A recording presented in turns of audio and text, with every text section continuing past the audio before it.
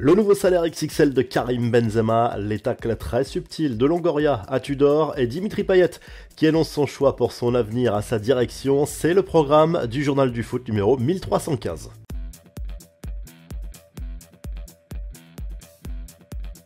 Affaire conclue pour Karim Benzema, l'attaquant français a bel et bien signé son contrat avec le club saoudien d'Al Ittihad avec lequel il évoluera la saison prochaine. Benzema a finalement signé pour 3 saisons, on parle de 100 millions d'euros de salaire par an, soit un total de 300 millions d'euros à la clé.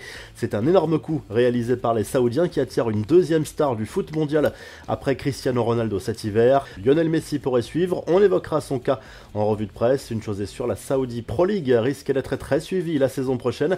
D'autres stars sont également attendues à l'image de Sergio Busquets, Jordi Alba, Luka Modric et pourquoi pas les Français Hugo Lloris et N'Golo Kanté.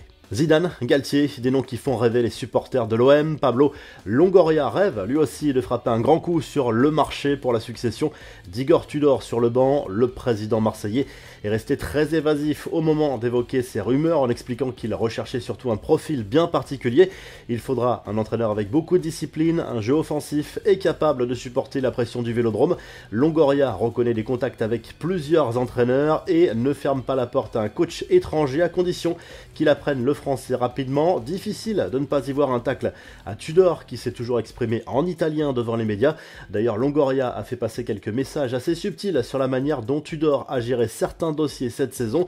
Concernant l'avenir de Dimitri Payet, Longoria reconnaît des discussions avec le joueur, mais l'identité du prochain entraîneur aura forcément son importance. Le meneur de jeu, lui, a fait son choix. Il veut honorer sa dernière année de contrat. Selon l'équipe, malgré les approches de plusieurs clubs, Longoria lui ne serait pas contre un départ. Les infos en bref, même si le départ de Christophe Galtier n'est pas acté officiellement, la direction cherche toujours le profil idéal pour lui succéder. Du nouveau, concernant la piste Julian Nagelsmann évoquée lundi, Luis Campos ne serait pas à l'origine de ce choix.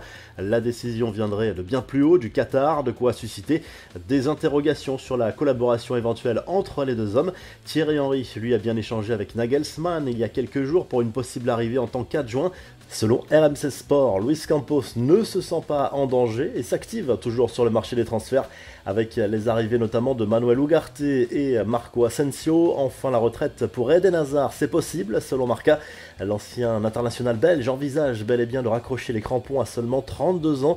L'ancien madrilène et lillois dispose d'une offre de Vancouver au Canada pour jouer en Major League Soccer, mais n'a pas encore tranché. La revue de presse, le journal de l'équipe se penche sur le futur d'Alexis Sanchez à l'OM. Pablo Longoria veut absolument garder le buteur chilien qui avait signé l'été dernier pour une saison et une autre en option. Le principal intéressé reste très discret sur son avenir. Le président marseillais, lui, compte visiblement lui proposer une revalorisation salariale. En Espagne, le journal Marca évoque la piste Alphonso Davies. En plus d'Harry Kane et de Jude Bellingham, le Real Madrid se verrait bien accueillir le latéral canadien cet été et sonde le Bayern Munich sur la faisabilité d'un tel transfert.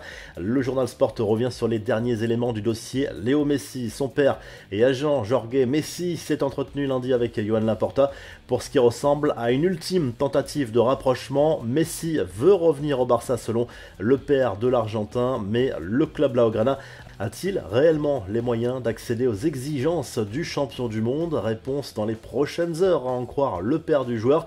Et en Italie, la Gazette dello Sport évoque le changement de cap de l'AC Milan. Le propriétaire américain aurait décidé de se séparer de Paolo Maldini, son directeur technique, et de Frédéric Massara, son directeur sportif.